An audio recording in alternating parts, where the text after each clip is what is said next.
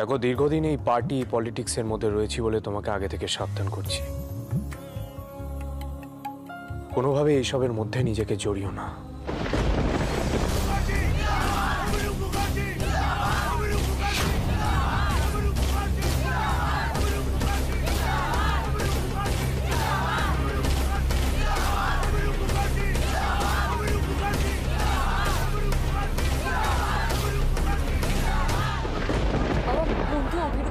তো আমাদের বাড়িতেই আসছে গো। হ্যাঁ, তুমি দুলাল বাবুকে তো বারণ করে দিয়েছিলে গো, তারপরেও কেন? আরে আমারও তো মাথায় ঠিক ঢুকছে না। দেখো, সেদিনকে ওনার খাস লোককে আমার বাড়িতে পাঠালেন, আজকে উনি নিজে হঠাৎ এত গুরুত্বপূর্ণ আমি কেন হয়ে গেলাম সেটাই তো বুঝতে পারছি না। শোনো, তুমি ওনার লোকেদের ফিরিয়ে দিয়েছো বলে কি অপমানিত হই উনি? আরে বাবা, অপমানিত হলে আর আসবেন কেন? নিশ্চয়ই অন্য কোনো ব্যাপার আছে মা, অন্য কোনো ব্যাপার আছে, কোনো একটা উদ্দেশ্য আছে মনে হচ্ছে ওনার। কোনো খারাপ উদ্দেশ্য নেই তো? তুই ওনার বিরুদ্ধে মুখ খুলেছিলেন ওই ভরা স্টেশন বেলা, তোর ওপরই তো রাগ করে উনি। এই যে তুমি ওই যে ওদের লোকেদের বারণ করে দিলে। হ্যাঁ গো, অনেকে তার জন্য বিহিত করতে এসেছিল আমাদের বাড়িতে।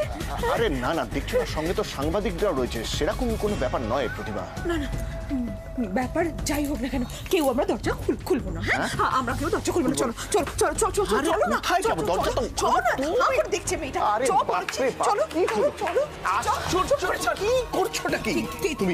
কেউ দরজা খুলবে না, আমি বারণ করে দিচ্ছি, কেউ দরজা খুলবে না। মা, সেটা তো ওনাকে অসম্মান করা হবে। একদম ঠিক। কোথায় যাচ্ছ? কি হলো?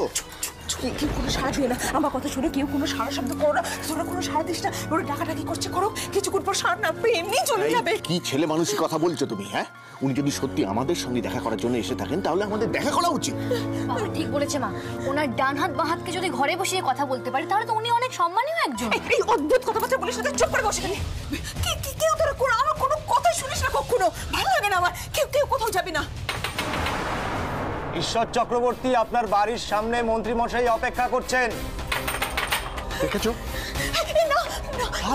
তোমার যেও না, আমার কথা শুনে লক্ষ্মীতে যেও না, বলবো একটু বাবাকে যেও না, দরজা খুলো না, তোমরা প্লিজ দরজা খুলো, তোমার কথাটা শুনে যেও না। ঈশ্বর চক্রবর্তী দরজা খুলুন, ঈশ্বর চক্রবর্তী।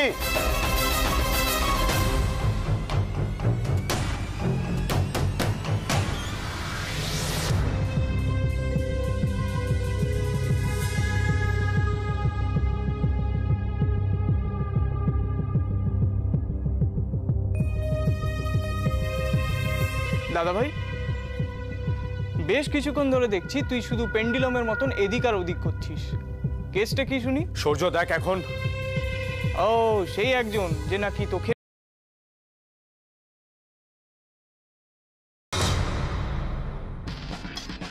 মানে আমার প্রেসক্রিপশনটা কাজে দেয়নি, তাই তো?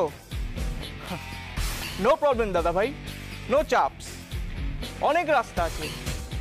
তুই এত না ভেবে মেয়েটাকে তুলিয়ে নে।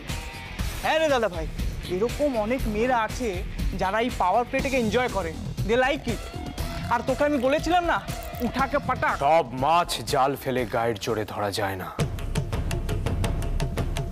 বড়শিতে গেঁথে খেলিয়ে তোলাতেই বেশি মজা। দাদা ভাই, তুই তো দেখি পুরো পিএইচডি করা, আর আমি কিনা তোকে নবিশ ভেবে। আমি সব সময় সব কাজের মজাটা নিতে ভালোবাসি। যখন কোনো কাজ করি অনেক দূরেরটা ভেবে করি, কিন্তু প্রবলেমটা হচ্ছে বাবা আর ব্রজ কাকা। কেসটা জেনে গেছে নাকি? কেসটা অতদূর অব্দি গড়ানোর আগেই যা শুরু করেছে তাতে মনে হচ্ছে সব ভেস্তে যাবে। ও বাবা, ব্যাপারটা দেখছি বেশ বড়সড়। বড় করা হয়েছে, আর তাতে যে ভয়টা আমি পাচ্ছি। মন্ত্রী অভিরূপ মুখার্জির সঙ্গে আপনার কি সম্পর্ক? সেদিন ওনার পথ অবরোধ করেছিলাম, আপনি ছিলেন ওনার সাথে। আপনি কি ওনার কেউ? কিছু একটা সন্দেহ হয়েছে চারুর।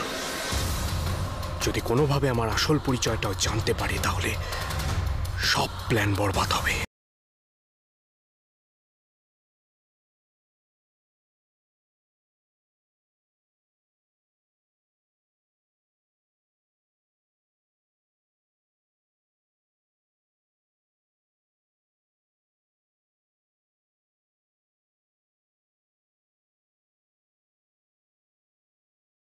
যাই বাবা। মন্ত্রী মশাই আপনার দরজার সামনে অপেক্ষা করছেন। প্রতিমা, এটা কিন্তু ঠিক হচ্ছে না। উনি আমাদের মাননীয় মন্ত্রী, এভাবে ওনাকে বাইরে দাঁড় করিয়ে রাখাটা ঠিক নয়। তুমি বুঝতে পারছো না, আজকে তুমি দরজা কিন্তু খুলবে না। তুমি তুমি চলো এখানে, চলো চলো, আজকে আমি তোমাকে কিছুতেই দরজা খুলতে দেবো না, তুমি চলো। তার মানে মিহির আমাকে দেখো, দীর্ঘদিন এই পার্টি পলিটিক্সের মধ্যে রয়েছি বলে তোমাকে আগে থেকে সাবধান করছি, কোনোভাবে এইসবের মধ্যে নিজেকে জড়িয়ে না। ও জানতো যে এরকম কিছু একটা হতে চলেছে, কিন্তু কি করে? ও তার মানে কোনোভাবে অভিরূপ মুখার্জির দলের সাথে যুক্ত, কিন্তু এতটাই ঘনিষ্ঠ যে আগে থেকেই সব খবর জানতে পেরে যাচ্ছে। আমার কথাটা শোনাবে? আমি শুনবো না তোমার কথা, তুমি ভেতরে চলো। তোরা হাঁ করে দাঁড়িয়ে আছিস কি? জানলাগুলো সব বন্ধ করে। কিচ্ছু দরকার নেই, এখানে দাঁড়া, চুপ করে। আচ্ছা, ভয়টা কিসের ভয়? আমরা কি কারো কোনো ক্ষতি করেছি? তাহলে শোন, তুমি ওদেরকে নিয়ে ভেতরে যাও, আমি দেখছি। তুমি আমার কথাটা শোনো। ভেতরে যাও, ভেতরে যাও। মন্ত্রী মশাই অনেকক্ষণ ধরে দাঁড়িয়ে আছেন, প্লিজ দরজাটা খুলুন। চল না, হাতে দরজা বন্ধ কর।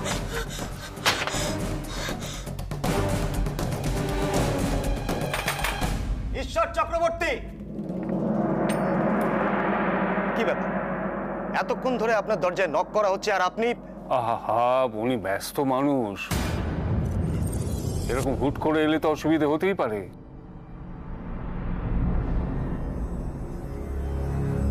আমি অভিরূপ মুখার্জি। আপনার পরিচয় সবার জানা। আমি দুঃখিত এতক্ষণ আপনাদের বাইরে দাঁড়িয়ে থাকতে হলো।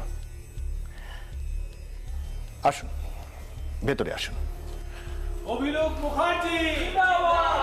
অভিরূপ মুখার্জি জিন্দাবাদ!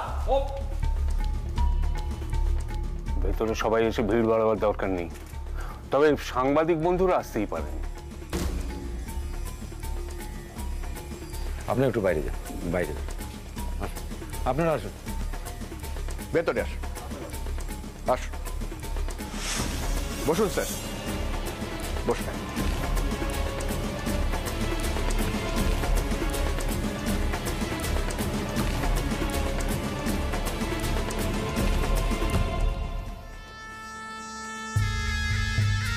আপনার মেয়ের সাহসিকতার কথা শুনেছি, সত্যি আমি খুব গর্বিত জানেন যে এখনো আমাদের দেশে এইরকম মেয়ে জন্মায়, তাও আবার আমারই নির্বাচনী এলাকায়। দেখি আপনি দাঁড়িয়ে রইলেন কেন? বসুন না। না মানে আমি মন্ত্রী বলে ভয় পাচ্ছেন নাকি? এই দেখো, আপনারাই আমাকে ভোটে জিতে আমাকেই ভয় পাচ্ছেন। আরে বাবা, আমি তো আপনাদেরই প্রতিনিধি, দূরের কেউ নয়। আপনি চা জল কিছু? না না, ওসব নিয়ে ব্যস্ত হবেন না। আমি নির্বাচনী প্রচারে এসেছিলাম, তা পার্টি অফিসে গিয়ে শুনলাম যে বিরোধী পক্ষের লোকজন নাকি আপনাদের খুব উত্তক্ত করছে। এই হলো মুশকিল জানেন, এই ভোটের আগে এরা একটা ইস্যু পেলেই। স্যার, আসলে এই ধরনের ঘটনাগুলো না আমাদের সয়ে গেছে, তবে আপনি আমাদের বাড়িতে এসেছেন এ আমার পরম সৌভাগ্য। আমার এখানে আসার উদ্দেশ্যটা বলি, আপনার সয়ে গেলেও আমার সইবে না।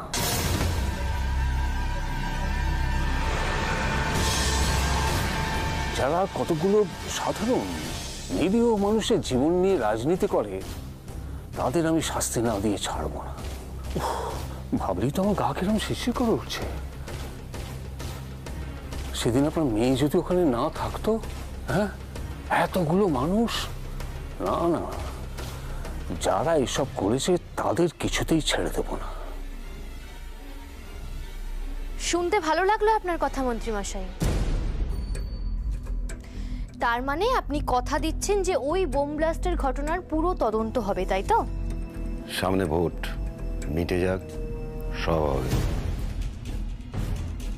হ্যাঁ, আজ আমি এইখানে আপনাদের বাড়িতে বসে কথা দিচ্ছি, এই ঘটনার পুরো তদন্ত হবে এবং দোষীদের খুঁজে বার করে তাদের চরমতম শাস্তি দেওয়ার ব্যবস্থা করা হবে।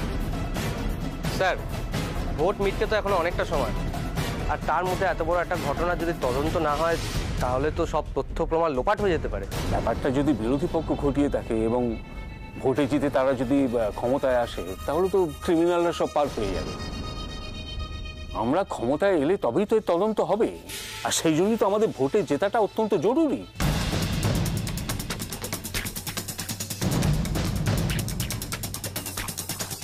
ঈশ্বরবাবু, এই তো আপনার মেয়ে চারুলতা। হ্যাঁ, ওর সঙ্গে আমার দু একবার সাক্ষাৎ হয়েছে। তা এই বুঝে এই ভয়ঙ্কর দুর্ঘটনা থেকে মানুষজনকে বাঁচিয়েছে। কাজটা একদম ভালো হয়নি না? ইস, খুব বড় অপরাধ করে ফেলেছি আমি। আচ্ছা, এর জন্য কি আমার ফাঁসি হতে পারে? চারু, এসব কি কথা হচ্ছে? না না ঈশ্বরবাবু, আপনার মেয়ের এই ব্যাপারটা আমার খুব পছন্দ। ও খুব স্পষ্টবাদী, কোনো ভনিতা করে না। এই জন্য আমি ওকে কিছু দিতে চাই। তা তুমি পুরস্কার বলতে পারো বা বিশেষ সম্মাননা। সত্যিই কিছু দিতে চান?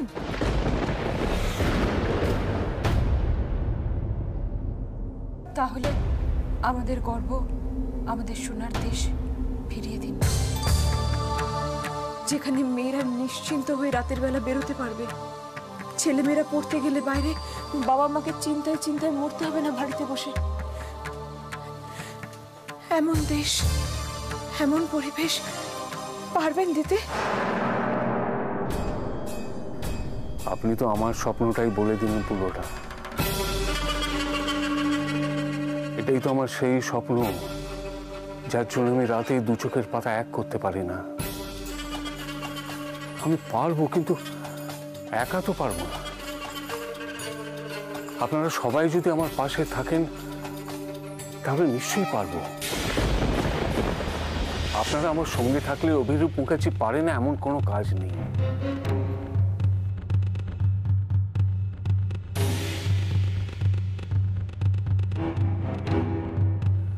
যাই হোক, দুঃস্বপ্নের রাত অনন্তপুরে মানুষ কাটিয়ে উঠেছে, আর যার জন্য এটা সম্ভব হয়েছে তাকে সম্মান জানিয়ে আমি কিছু দিতে চাই। বুঝো?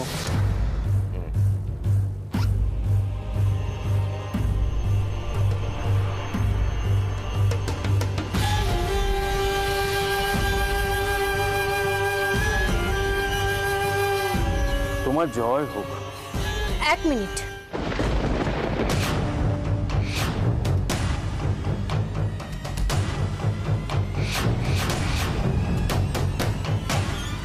তোদের মা না হলে ভাবতাম না হয়তো, কিন্তু যখন বুঝতে পারছি কিছু একটা হয়েছে তখন। সামনে ইলেকশন, তাই নিয়ে আমি ভাবনা চিন্তা করছি। এবার শান্তি হয়েছে? আমাকে শান্তি দেওয়ার জন্য বললি? ওফ মা, তুমি মাঝে মাঝে এমন করতে থাকো না। তুই ভোটাভুটি নিয়ে এত চিন্তা করছিস কেন বলতো? তোর বাবা জ্ঞানী গুণী মানুষ, তার উপরে ব্রজ কাকাও আছেন, ওরা সব ঠিক সামলে নেবে। ব্রজ কাকার বয়স হয়েছে মা, সব যদি সামলে নিত তাহলে আমাকে এত ভাবতে হতো না। বাবা, তুই এসব নিয়ে এত চিন্তা করিস না। তাছাড়া আমরা সবাই তো চাই যে তোর বাবার জয় হোক, তাই না? পরিস্থিতি অত্যন্ত জটিল হচ্ছে দিনকে দিন। এর আগে কখনো এত ভাবতে হয়নি, কিন্তু আমি তো নিশ্চিত না জেতা নিয়ে। নইলে এত উপোস কাপাস সবই তো মিথ্যা হয়ে যাবে। 4 বেলা হতে দি ঠাকুরের কাছে, সবই তো ওনার মঙ্গলের জন্য। ঠাকুরকে ডেকে যদি ভোটে জেতাই যেত মা, তাহলে তো বাবার এতদিন ধরে শুধু মন্ত্রী হয়ে থাকতো না। ওরে, ঠাকুরের কাছে প্রার্থনা করার একটা সুফল আছে। আমি মন থেকে যখনই ঠাকুরের কাছে প্রার্থনা করেছি, উনি কখনো আমাকে ফেরাননি। ওনার জন্য যা চেয়েছি উনি তাই পেয়েছে। আমাদের জন্য? বাবার বাইরে তুমি আমাদের নিয়ে ভাবো, প্রার্থনা করো তোমার ঠাকুরের কাছে আমাদের জন্য। এ আবার কেমন ছেলে মানুষের মতন কথা? ওরে, তোর বাবা হলেন বটবৃক্ষের মতো। উনি ভালো থাকলে ওনার শাখা প্রশাখা কখনো খারাপ থাকতে পারে বল? কথাটা ভেবে বললে তো বড়দি। ভেবে নয় রে, মনের বিশ্বাস থেকে বললাম। তাহলে রিয়ার মুখে হাসিনি কেন বলো তো? নাকি তোমার বটবৃক্ষ তাকে নিজের শাখা পোশাখা বলে ভাবেই না? তুমি কাকে কি বলছো জানো? ব্রজ, ওর কোনো সমস্যা থাকতেই পারে। তাছাড়া ওনারা তো বলেইছেন যে এসব ওনাদের কোনো প্রয়োজন নেই। তবে আমি কিন্তু নিতান্ত খুশি হই। আমরা সবাই খুশি হব যা যা প্রতিশ্রুতি আপনি আমাদের দিয়েছেন সেগুলো যদি রাখতে পারেন। তবে জানি কোনোটাই আপনি রাখতে পারবেন না। স্যার, আপনি ওর কথায় কিছু মনে করবেন না। মানে আসলে ও না না না, ও যা বলছে বলুক না, আমি ওর মুখ থেকেই শুনতে চাই। দেখুন, আমার কথায় যদি আপনার খারাপ লেগে থাকে তাহলে আমি দুঃখিত, কিন্তু সত্যি এটাই যে আপনার ওই সব প্রতিশ্রুতিতে আমি বিশ্বাস করি না। তবে আপনি বাড়ি বয়ে এসেছেন তাই আমি আপনাকে ফেরত পাঠাতে পারবো না। আপনি যাকে পুরস্কৃত করতে চান সে কিন্তু আমি নই, আমার বোন দুর্গা।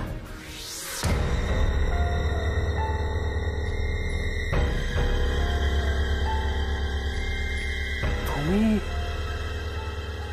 তুমি দুর্গা? তুমি গ্রামের কয়েকশো মানুষকে বাঁচিয়েছো? ব্রজ, ব্রজ দেখো, ব্রজ দেখো, স্বয়ং মা কালী দুর্গা রূপে আমার সামনে এসে দাঁড়িয়েছেন। বেঁচে থাকো, বেঁচে থাকো, এইভাবে দেশ ও দশের মঙ্গল করো মা। আহা, সাক্ষাৎ নাম রেখেছেন আপনার মেয়ে ঈশ্বরবাবু।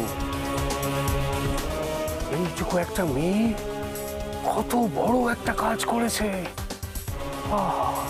এগুলোর ফুটেজ নিতে পারি তো স্যার? অবশ্যই নিতে পারো, নাও। এই মেয়েটিকে টিভির পর্দায়, খবরের কাগজের পাতায় আদর্শ হিসেবে তুলে ধরো, নাও।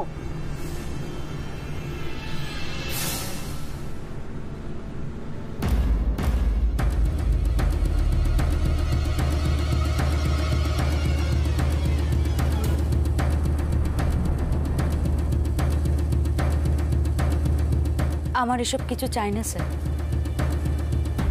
আপনার আশীর্বাদই আমার পুরস্কার। আপনি এইমাত্র যে আমার মাথায় হাত রেখে কথাগুলো বললেন সেটাই যেন সত্যি হয়। নিশ্চয়ই হবে, আমার কথার কখনো অন্যথা হয় না। আশীর্বাদ সহ এই মেডেল আমি তোমায়। ক্ষমা করবেন স্যার, আমি এটা নিতে পারবো না। না, অন্য কোনো কারণ নয়। আমার মনে হয় আমি এমন কোনো কাজ করিনি যার জন্য এরকম একটা সুন্দর মেডেল আমার প্রাপ্য।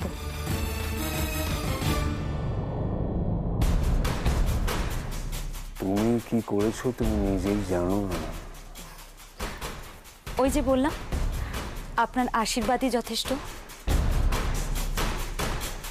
তবে হ্যাঁ, যেদিন আমি এই মেডেলের যোগ্য হয়ে উঠতে পারবো সেদিন আমি নিজে আপনার কাছ থেকে এই মেডেলটি চেয়ে নেব।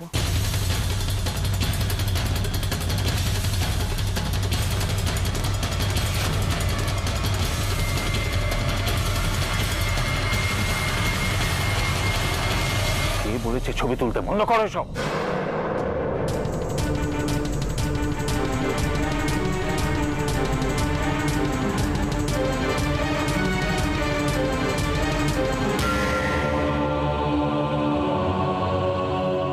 আমি অনেককেই পড়িয়েছি কিন্তু কেউ কখনো ফিরিয়ে দেয়নি আমার। তোমার কথাটা আমার মনে থাকবে। আমি অপেক্ষা করব কবে তুমি নিজে চেয়ে নেবে এটা আমার কাছ থেকে। তবে তার অনেক আগেই এই পেটে মাটি ছাড়া করব তোমাদের। তবে আমার নাম অভিরূপ মুখার্জি। চলো ব্রজ, আসি সবাই।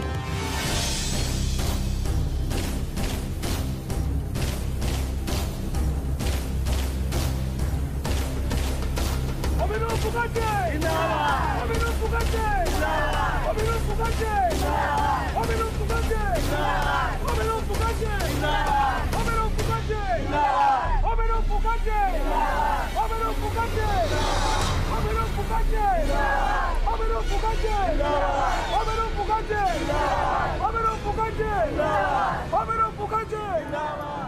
চারু, আমি তো ভেবেছিলাম তোর বোন ক্যাম্প থেকে বড় হয়ে ফিরবে। ও তো তার আগেই বড় হয়ে গেছে রে, তার আগেই বড় হয়ে গেছে। এই তোকে তুই ওনার সামনে যেভাবে কথা বললি, হ্যাঁ তোর ভয় করলো না?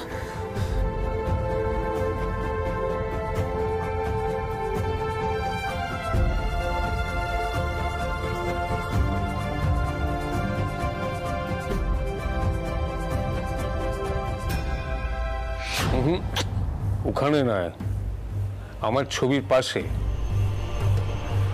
কি হলো ব্রজ, মেডেলটা টাঙিয়ে দাও। এখানে এটা এভাবে টানানোর আমার চোখের সামনে থাকবে, সব সময় দেখতে পাবো, আর আমার মনে পড়বে আমার হেরে যাবার কথা।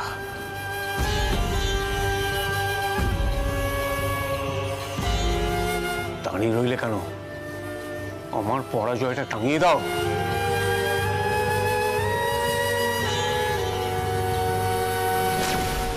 ক্ষমা করবেন স্যার, আমি এটা নিতে পারবো না। চুপচাপ অপেক্ষা করাটা বড়ই কঠিন, কিন্তু এই ভোট বড় বালাই ব্রজ। শুধু এই নির্বাচনের সময়টা পার হতে দাও, তারপর ওই মেয়েকে বোঝাবো যে অভিরূপ মুখার্জিকে জ্ঞান দেওয়ার শাস্তি কতটা